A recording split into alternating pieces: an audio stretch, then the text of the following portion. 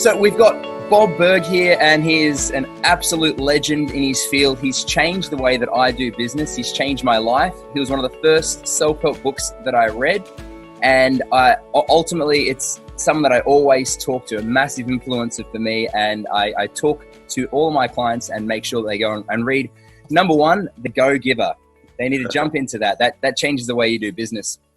So, Bob, tell me a bit about The Go-Giver. Well, it's a business parable, so it's a fictional story based on tried and proven principles, and there's a lot of stories within the story that actually happen, but the actual work is a work of fiction. It's co-authored with John David Mann, who's a fantastic storyteller and writer. I'm much more of a how-to guy, and it's a story of a guy named Joe, who's a young, up-and-coming, ambitious, aggressive salesperson. He's a good guy, and he has good intent, but he's very frustrated because he hasn't reached the kind of success he believes he should have by this point. But he really comes to learn that the big problem is that his focus is really on himself when it comes right down to it, as opposed to others. And what he learns through the story is that when you can shift your focus off of yourself and onto others, being focused on creating, or what we call giving, exceptional value to everyone you meet, you realize that not only is that a nicer, a more pleasant way of conducting business, it's actually the most financially profitable way as well. I have to say I completely agree. Having read your book would have been now, I couldn't even say how many years ago. It was many, many years ago. I started off with The Go-Giver and thought, this is amazing. Jumped onto The Go-Giver Leader, jumped onto Sell Me More, and then Endless Referrals and the Success Formula. I opened the library. So, wow. Thank you. It's a great compliment.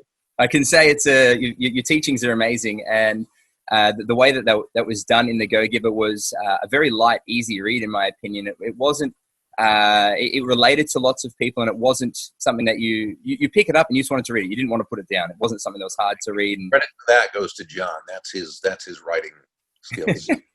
Well, it helped, and especially in my naivety when I was first starting out in business, being able to read something like that and go, okay, this sounds good. And knowing that there is good ways and great ways to do business, as opposed to the ruthless cutthroat methods that seem to be fictionalized and in movies. Yeah, and I think that's one of the reasons there was appeal for the book, for the message, because, most human beings, they want to feel like they're making a positive difference in people's lives. Okay? Mm-hmm. And so I think what the book said is basically, yeah, you can do business that way. But not only is it can you focus on bringing value to others, and not only is it going to have you feel good about yourself, not only are you going to make money doing that, but that's actually the more effective way of doing it than focusing on yourself. Because, you think about this, and I often will say this in a sort of a joking manner when I speak at a sales conference. One of the first things I'll say is, nobody's going to buy from you because you have a quota to meet. Yeah, exactly. Right? They're not going to buy from you, right? And we all laugh because we all know that's true. No one's going to buy from us because we need the sale, right? Yeah. They're not going to buy from you because you need the money. And they're not even going to buy from you because you're a nice person. They're going to buy from you because they believe that they will be better off by doing so than by not doing so. And that's perfect. It's the only reason why anyone should buy from you or from me or from anyone else.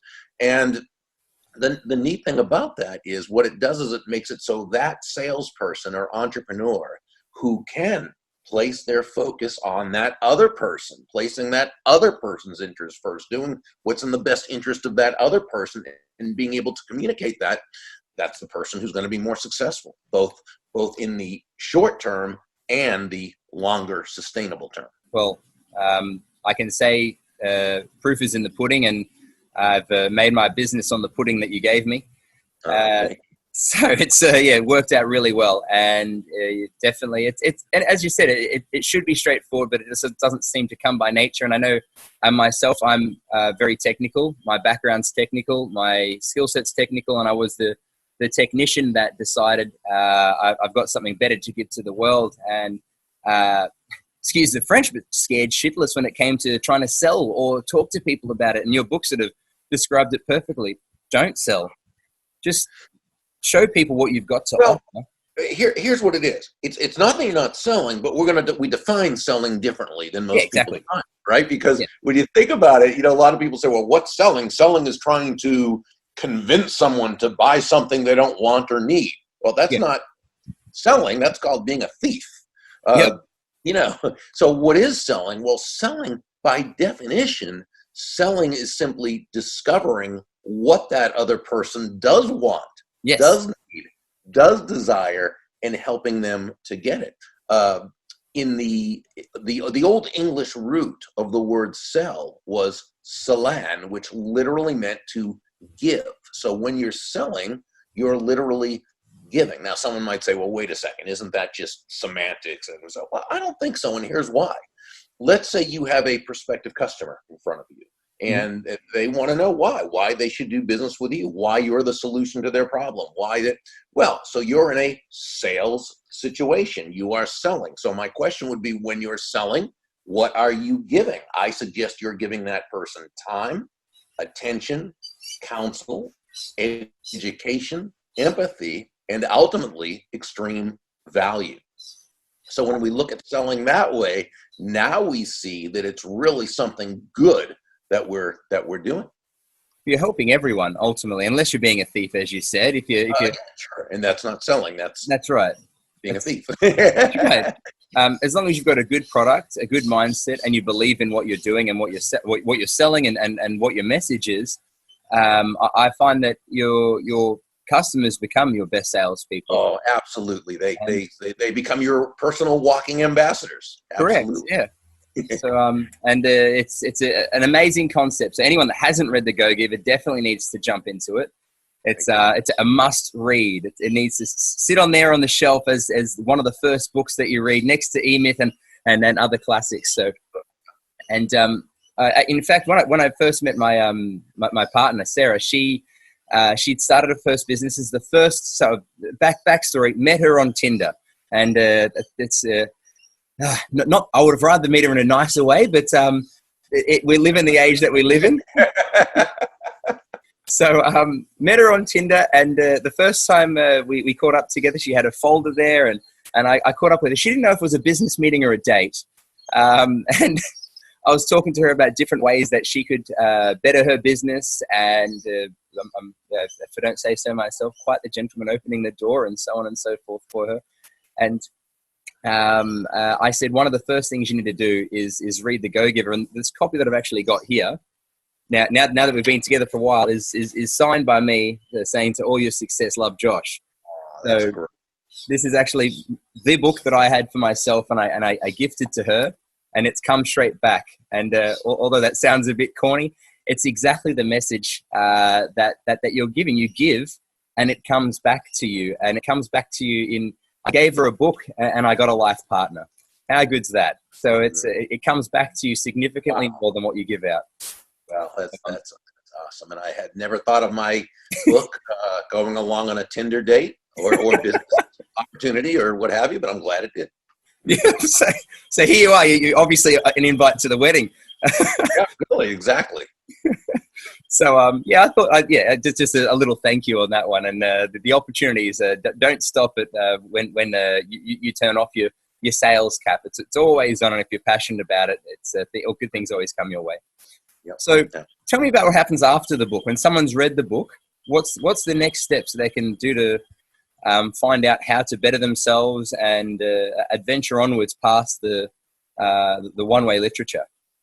Well, application is always really key, and that's why in the story itself, Pindar, the main mentor, told Joe there was really only one condition for his mentorship, and that is that he applied those laws. Yep. Every day, that he would, every time he learned a new law, he would apply the law that day. It didn't have to be done perfectly, and it wasn't a matter of figuring out exactly why it wouldn't work or what have you. Just do the thing, right? Just take action on it. And so we find the feedback that we receive, a lot of people, bless you, a lot of people do that. They, a lot of people will take one law and say, okay, how do I apply this? How do I do this? And they'll work on that. And I always think that's a great way to start. So, you ask yourself, how do I bring value to another human being? And when you think about it, we have to really understand what value is, what it means. A lot of times I think people maybe confuse price and value. And those are actually two different terms. For example, the law of value says your true worth is determined by how much more you give in value than you take in payment. But you think about it, that sounds like a recipe for bankruptcy. Give more in value than I take in payment. Aren't I going to go out of business? And so we simply have to understand the difference between price and value. Yep. So what we know is that price is a dollar amount. It's a dollar figure. It's finite. It simply is what it is. It's the price. Value, on the other hand, is the relative worth or desirability of a thing, of something, to the end user or beholder. In other words, what is it about this thing, this product, this service, this concept, this idea that brings with it so much worth or value to another human being that they will willingly exchange their money for this and be glad, be ecstatic that they did, while you make a very healthy profit. And so, when you automate, for example, somebody's business and do this in a way that what do you do? What's the value you're providing? You're saving them time. You're saving them energy. You're saving them from making needless mistakes. You're making it so that they're going to make more money in their business.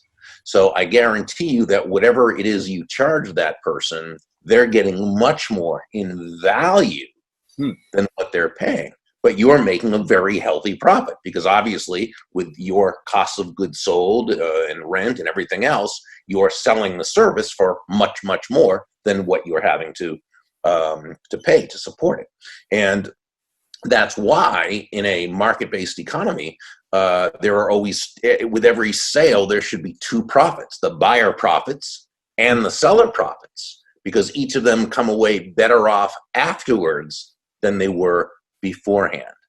So that's the law of value. It's not a matter of, some people might think, they hear the go-giver. Does that mean you're giving away your products or services? No, it doesn't mean you're not making a profit. No, of course not. As a go-giver, you're going to make a much higher profit, because your focus is going to be on the value, the experience, everything you provide that other person, right? Not low price. When you sell on low price, you're a commodity. Correct. When you sell on high value, you're a resource. Well, it's too many people. There's a podcast I did a few weeks ago on apples versus oranges. How could they possibly be the same price when people are comparing apples with apples? And as soon as you are comparing apples with apples, you've commoditized your business. And then the only thing that you can fight on is price. And that's where you need to be able to bring that value, bring that difference, bring that change. And I know that you're a big fan of the, so you've got value, price, and cost. Yeah. And here's the thing. So when you look at that, at the price, and I think, the cost is pretty self-explanatory. The price is self-explanatory, right? But when we talk about value, that can be both concrete in terms of, when someone saves a certain amount of money, when you help someone make a certain amount, that's fine. But there's so much more to the experience itself, even, that's conceptual in nature. But here's what we've got to really understand: that value is always in the eyes of the beholder. Yes. So what that other person feels is valuable about your product or service or doing business with you or what have you, not what you think it is of value or what you think they should think is of value. It's about what they do. So if we're going to say to somebody, okay, so how do you practice the law of value, right? Well, the first thing you do is ask questions and make sure you discover what other people find to be of value. Yep. And then you go from there, because it's not a matter of just doing things that you think are of value to others. That's fine. But what you feel is of value may not be what they feel is. Correct. And then there's this disparity between your service offerings not being seen as valuable, but you're spending all of your time trying to deliver. Understand why, right? Yeah. So it's a very, very valuable lesson.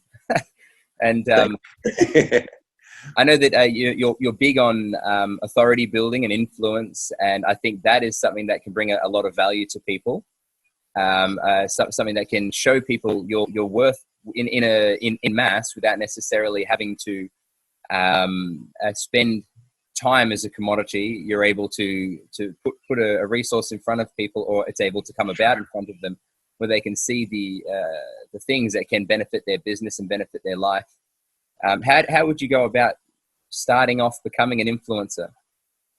So, I think it's always a good thing to define. I'm always a big believer in defining terms so that we're all coming, facing the same direction. So when you think about what influence even is, on a very basic level, influence can be defined as simply the ability to move a person or persons to a desired action, usually within the context of a specific goal. So by definition, that's influence. Now, that's the definition, but I don't believe that's the essence of influence. The essence of influence is pull. Pull as opposed to push, as in the saying, how far can you push a rope? And the answer is not very, at least not very fast or very effectively, which is why great influencers don't push, right? You never hear people saying, wow, that Tom or that Nancy, she is so influential. She has a lot of push with people. No, she's influential. She has a lot of pull with people. That's what influence is. It's pull. It's an attraction. Great influencers first attract people to themselves, and only then to their ideas. So how do we do that? Well, so the law of influence says, in the book, the law of influence says, your influence is determined by how abundantly you place other people's interests first. Well, what does that mean? I mean, we're not talking about being self-sacrificial or being a martyr or being a doormat, but no, here's what we mean. Like this person who utilizes pull in order to influence, that person's always asking themselves questions such as, how does what I am asking this other person to do, how does it align with their goals, with their wants, their needs, their desires? How does what I want this other person to do, how does it align with their values? How am I making their life better? What is a problem of theirs I am helping them to solve? And see, Josh, when we ask ourselves these questions thoughtfully, intelligently, genuinely, authentically, not as a way to manipulate another human being into doing our will, but as a way of building everyone in the process, now we've come a lot closer to earning that person's commitment, as opposed to trying to depend on some type of compliance, which is push, right? That's pushing ourselves or pushing our will, or and so forth. So how would you, if say you're a small business, you've just started out and you've got just yourself, you've just read The Go-Giver, and you're thinking about how can you change your methodology from being a push, maybe I'm sure you've seen some of the pyramid schemes that are out there that have generally more push than pull from a sales perspective when they're trying to get you to on-sell certain products without mentioning brands and bits and pieces. There's lots of them out there, and that's always a very push, and their sales training has all been very push. How would you change someone from a push mentality into a pull mentality, and how would you change around their processes to allow for that to come to fruition and be noticed by either their existing customers that have come about probably through getting sick of saying no and they've finally said yes? Or how would you then change the mentality of their customer base? Or do you think that it would be sort of more of a situation where you'd refresh the customer base? Or I guess, how would you change your mindset from the 1980s, this is how I'm going to be pushing something onto someone, to the 2020s, soon to be? How would you change their process?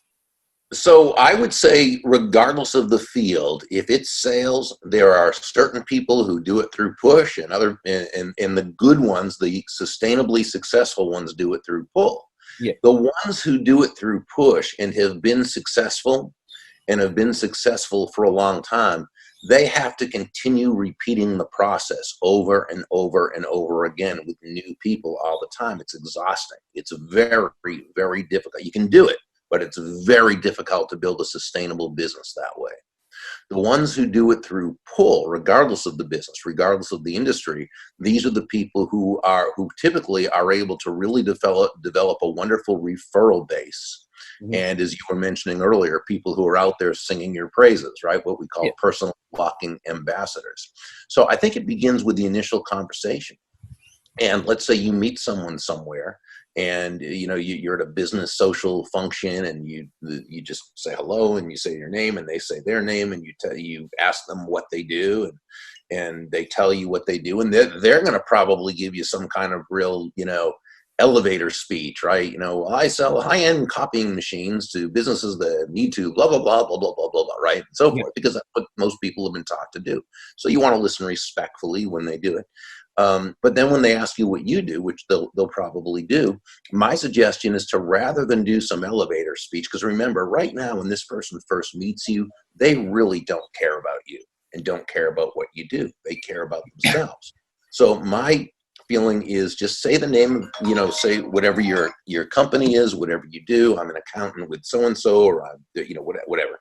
But then you're going to go right back to asking that person questions about themselves and about their business. So, I have questions I call feel-good questions, and those are questions that they're not salesy, they're not prospecty, they're not intrusive, they're not invasive. They just make this person feel genuinely good about themselves, about the situation, and about you. And remember, when you're focusing on them, you're taking the pressure off yourself. You don't have to be that person who has that clever, pushy line that, and so forth. So the first, feel-good question that you can ask is simply, how did you get your start, or how did you get started in the copying machine business, or selling copying machines, or, what have you? Or you may say how did you get your start in the office products profession, a little bit more elegant, or whatever it is that person does. Asking them how they got their start is a fantastic way to immediately communicate value to them, because again, value is much more than just money. It's making a person feel important, feel good about themselves. And how many people ever ask this person how they got started in their business? I guarantee their own family probably doesn't ask that person. And here's you, who they just met, and you're asking them to tell you their story, and they're going to appreciate that. I would follow that up probably with another feel-good question, such as, what do you enjoy most about what you do? You'll probably segue into it by saying, wow, you must have had some fascinating experiences. What do you enjoy most about your work? Or what do you enjoy most about what you do? And again, it's a feel-good question. There's no pressure attached to it. Now, when you've begun to develop a little bit of a rapport with that person, I would then suggest asking what I call the one key question that will set you apart from practically everyone else that person has ever met. And that question sounds something like this. Gary, how can I know if someone I'm speaking with is a good prospective customer for you? And you think about what you've done when asking that question, right? Unlike other people who are just, again, trying to sell their product or service right away, or what have you, you have actually said to this person, not in so many words, but what you've communicated is, I want to help you. Yeah. I want to add value to your life. I want to make your life better. Yeah. And so, and they're going to really appreciate that. Now, at the end of the conversation, you've got their business card. You can follow up with a personalized handwritten note, which is so much better than a text or an email, even though those are always good. But when after you first meet someone, there's nothing like a personalized note card to send, handwritten, just saying, it was great meeting you. If I can ever refer business your way, I certainly will. And you've now established a connection. You've now established a relationship with this person that you can, then begin to build on, however you do it. Whether it's by you're now, then you connect with that person on social media. If you can, whenever you can, refer that person to someone else, or if that person has an interest in antiques, and you find an article on antiques, and you print it out and you send it to them, and say, hey, I came across this, and I remember you love antiques, thought you might find, all these things you're doing, you're just creating that relationship with that person. And this does not have to take a long time. It doesn't. And But what happens is when you do this consistently, okay, and you do this over time with new people on an everyday basis, you start developing so many people within your new sphere of influence that you've always got someone who's at that point where it's ready for you to approach them about either doing business with them directly and or referrals. Well, we had Oscar Trimboli on the show a couple of weeks ago, and he talks about listening more than speaking. And what you're saying there, you need to make sure that you are genuinely listening to people. You're Absolutely. not just hearing them. You need to be, lack of a better word, involved emotionally in what they're saying and listening to what they're saying and actually action from that information. You don't want to be just hearing them and then think, oh yeah, cool. You like remote control racing. That's cool. Okay. And moving on. That's you need to turn on the plane and be ready and engaged to build that relationship if that's what's important. And ultimately in business, it is the currency that is the most important. Building relationships. All ships rise in high tide, especially relationships. So yeah, and, you know, as we saying, as several of the mentors told Joe in the story, the golden rule of business, of sales, of networking, what have you, is simply that all things being equal, people will do business with and refer business to those people they know, like, and trust. Yep. And you know, there's no faster, more powerful, or more effective way to elicit these sort of feelings toward you from others than by, and again, as you said, genuinely, right? You know, genuinely and authentically, and that, you know, moving from that I focus or me focus to that other focus, where you're really looking to, as Sam, one of the mentors, advised Joe, make your win all about that other person's win. Yeah, 100%. It is all about the other person, and it should always be about the other person. And when people say, all the things that salespeople say, I'm not closing enough, it's all a numbers game, and all this other stuff. There's always someone out there, as you said, that's ready to build a relationship, ready to listen to, be heard, and ready to have their story heard. And building those relationships, when the time comes, will come. If you're being a pushy person that's all about the numbers and you're trying to change your 3% conversion to a 5% or a 5% to a 10% when you're calling up, and it's a yuckier game with a lot more negativity. It's a game that you have a lot of friction towards building the relationships, as opposed to genuinely building relationships. Well, yeah, it always comes back to how you do it. If you're doing it with the how do I serve this person, you're going to have a lot more success. You know, than if you're saying, okay, I'm going to talk at this person and try to get them to buy. Again, it's not that doing it the go-giver way is self-sacrificial. No, it's more profitable doing it that way. Because again, are they more likely or less likely to buy from you when they can tell that you're focused on them as opposed to being focused on getting their money? And they're going to see that the solutions that you're putting in place, you've been listening to them. You understand their problems, you understand their stresses, you understand their pain points. You're able to then focus on that and make sure that you're removing those problems, not just explaining that moving to this solution is better for your business. You're hearing their problems and saying, well, maybe this isn't better for your business. And that's fine as well. And absolutely, when that happens, that happens. And that's not a bad problem to have either. If you've still got a perfect person there that you've been talking to, building a relationship with, they know the solutions that you offer. They know the things that it does, the things that it doesn't, the bells and whistles, and that then allows for them to then refer other businesses on when they see that there is a better fit for you when they hear other people's problems. That's right. And that's where you have this compounding effect of growth, and it's really a beautiful thing. So I've been very excited. As I said, the Go-Giver changed my life. Change the direction, and not just from a personal relationship perspective that I brought up earlier, much before that. So, again, thank you for that one. And my pleasure. I've read different books. There's one, I hope I'm not quoting the wrong name here. If I am, I'll correct it with the title down here. I think it's called Sapiens, and it talks about how many relationships a single person can have in their life and build out from that. And they talk around the magic number of that. What? That's weird. That's Sapiens. That's the one.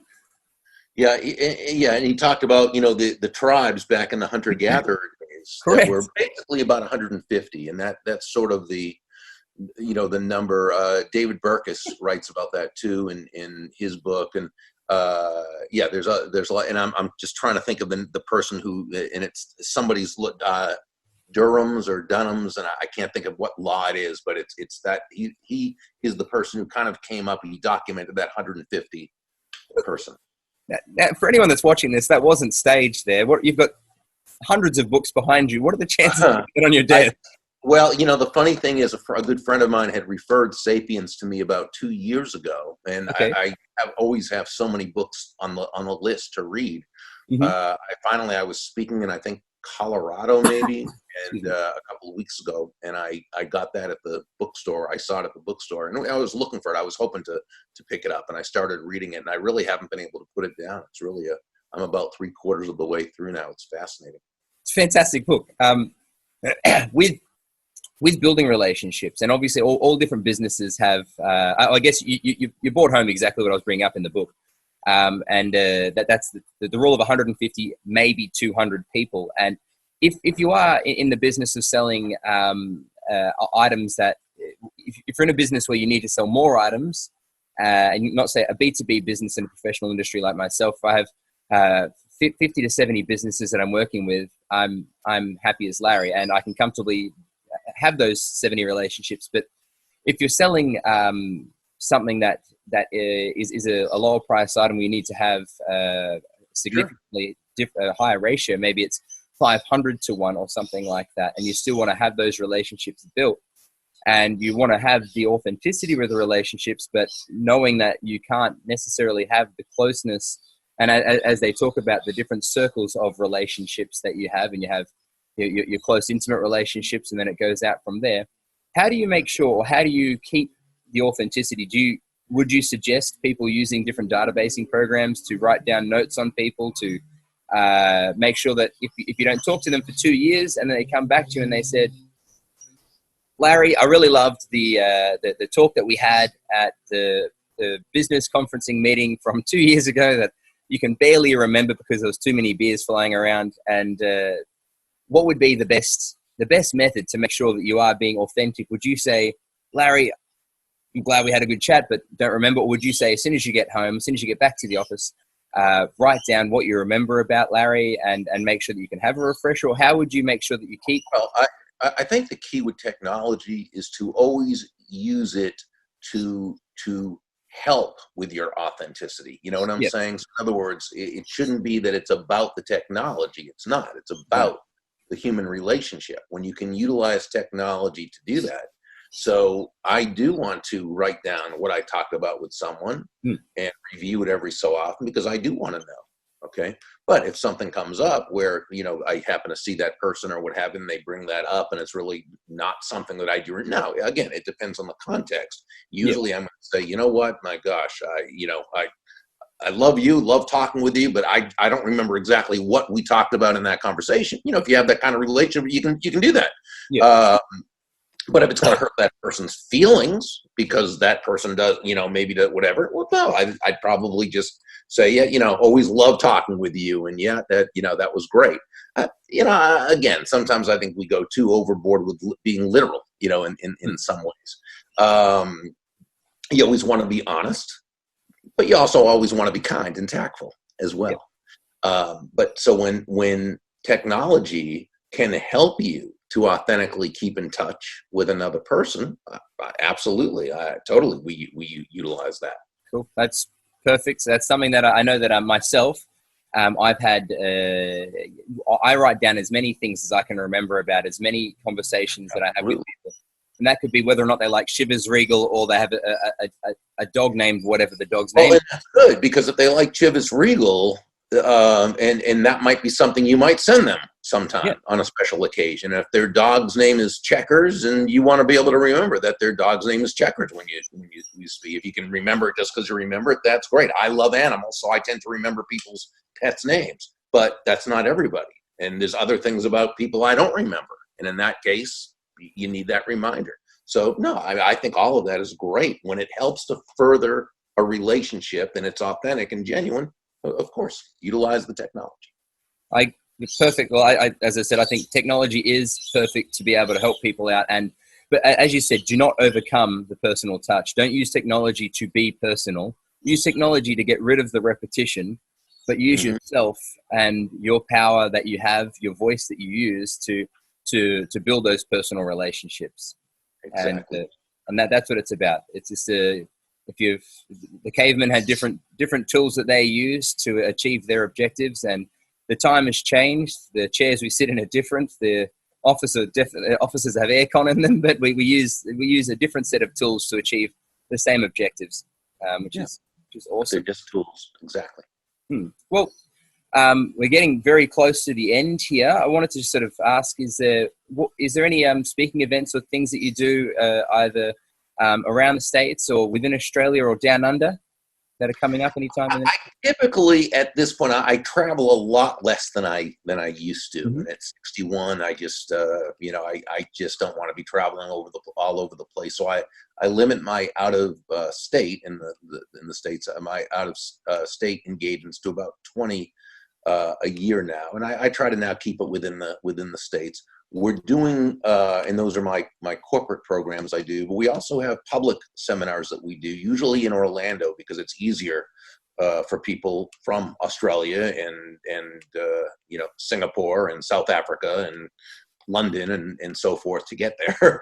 And so we hold them in Orlando, which is really only a couple of hours drive from me up the road, but Orlando, because it's Disney World, it's easier for people to get into. Absolutely. So we have, our next one is actually in late January. It's called Endless Referrals, the Go Giver Way. And so we'll be having, we limit those to about 50 people. So it's over 2 days and it's very hands-on. So those are the ones that will be the public ones that we'll be doing from now on. And, as much as I have so many great mates in Australia and I just if I could beam myself there, I would do that in a minute. But the long flight, I just don't travel well anymore. So I was pretty close to home. It took me 2 weeks to get over the jet lag when I last headed to the States, and I went, this is pretty bad. But give me your favorite Aussie accent. Your best Aussie accent. Oh, let's see. Hi, mate. Lovely to see you. Love all my mates down there.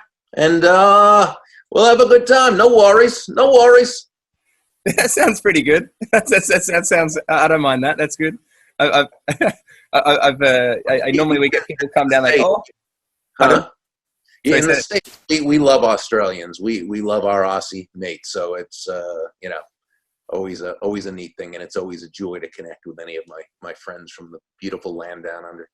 Well, I had the opportunity to head over for 3 months last year, so I was traveling all around the place, and I'd have to say it's like you're traveling to different countries with each state that you go to. Oh, it's amazing, I know. Where Australia is, in my opinion, more so, it's not as diverse. You have parts that are definitely greener and parts that are more tropical, but overall, the accent doesn't vary a whole bunch. The people mentality that doesn't change a whole bunch, except for obvious things such as you go into the middle of a city in New York and you go to Sydney, and there's the hustle and bustle, and there's people aren't as friendly, but it's that's just the nature of the beast. And for anyone that does want to head to any of your opportunities that you've got, either in person or any of the content that you have, you've got the Go Giver movement. Is that right?